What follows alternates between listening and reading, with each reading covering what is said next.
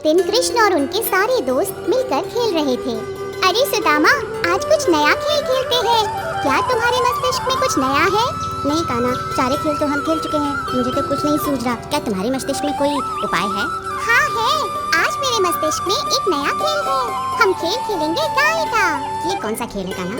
हम में से कुछ साथी गाय बनेंगे और एक दूसरे को हम गाय बांट देंगे, फिर वो गाय हम चोरी करेंगे। कान्हा, अगर हम पकड़े गए तो मार खाएंगे, चोरी करना पाप है। अरे मेरे छोटे साथी, हम खेल खेल में चोरी करेंगे, हम सचमुच थोड़ी ना चोरी कर रहे हैं। चलो अब खेल खेलते हैं। कौन बनेगा गाय और कौन बनेगा चरवाहा? मैं तो चरवाहा बनूंगा, मैं गाय नहीं बनूंगा। मैं भी चरवाहा ही बनूंगा, मेरी तो कमर में दर्द है, मैं गाय नहीं बन पाऊंगा। खेल शुरू हो जाता है। कृष्ण के 2-3 साथी गाय बन जाते हैं और 2 हिस्सों में बट जाते हैं। एक हिस्सा बलराम का और एक हिस्सा मधु का। मधु के हिस्से में 3 गाय आती हैं और बलराम के हिस्से में 2 गाय आती हैं। दोनों अपनी गाय लेकर अलग अलग दिशा में चराने जाते हैं। सारे बच्चे गाय की आवाज निकालते हैं। अरे बड़ा मजा आ रहा है, ये तो सचमुच का अलग ही खेल है।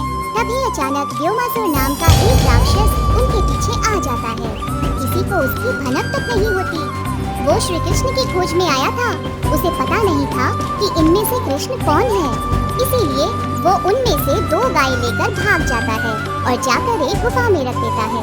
तुम कौन हो और ऐसे क्यों देख रहे हो? क्या तुम कोई राक्षस हो?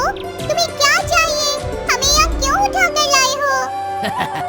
चुप बैठो बच्चों, ज्यादा मत बोलो, नहीं तो मैं तुम लोगों को खा जाऊंगा। जल्दी से बताओ तुम में से कृष्ण कौन है? सारे बच्चे व्योमासुर का विशाल महाकाय रूप देखकर डर जाते हैं। पता नहीं श्री कृष्ण को क्यों पूछ रहा है, कोई अपनी जबान नहीं खोलता।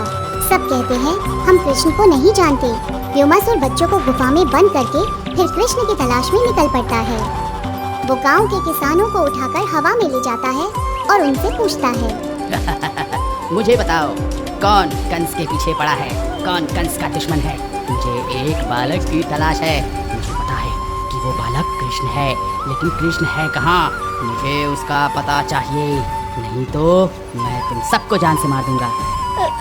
मैं सचमुच नहीं जानता कृष्ण कहाँ है। अरे मैं तो उसे पहचानता भी नहीं। तो क्या तुम्हें अपनी जान प्यारी नहीं क्या? भले ही तुम हमें मार डालो, लेकिन मैं कृष्ण का पता नहीं बताऊंगा। तभी अचानक व्योमासुर की नजर और बच्चों पर जाती है। वो कहता है लगता है इन्हीं बच्चों में से कोई एक कृष्ण है। मुझे एक एक करके सारे बच्चों को उठाना पड़ेगा, तभी वो असली कृष्णा सामने आएगा, उन्हें बचाने जरूर आएगा। व्योमासुर बचे कुचे बच्चों को भी उठाकर ले जाता है। जो गाय बने थे उन बच्चों को उठाकर वो उसी गुफा में लेकर जाता है जहाँ पहले 2 बच्चे उठाए थे। वो जाकर उन्हें गुफा में बंद कर देता है और कहता है जब तक तुम लोग मुझे कृष्ण का पता नहीं बताओगे, तब तक मैं तुम्हें यहीं बंद रखूंगा।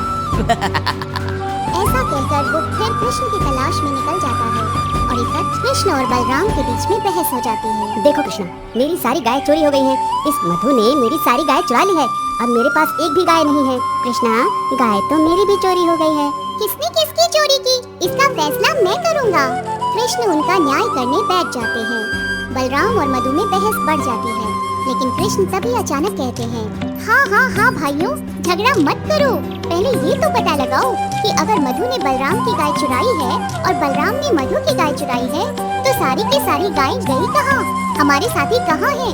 कहीं दिखाई नहीं दे रहे। तभी अचानक व्योमासुर राक्षस एक ब्राह्मण का रूप धारण करके कृष्ण के सामने आ जाता है। बालकों, क्या तुम तुम्हारे साथियों की खोज में हो? बच्चों, मुझे पता है एक राक्षस ने उनको एक गुफा में छुपा कर रखा है, क्योंकि वो ये जानता है कि अपने दोस्तों को बचाने के लिए कृष्णा जरूर आएगा। अच्छा, तो ये बात है। फिर तो मैं मेरे साथियों को बचाने जरूर जाऊंगा ब्राह्मण देवता। मैं हूँ कृष्ण।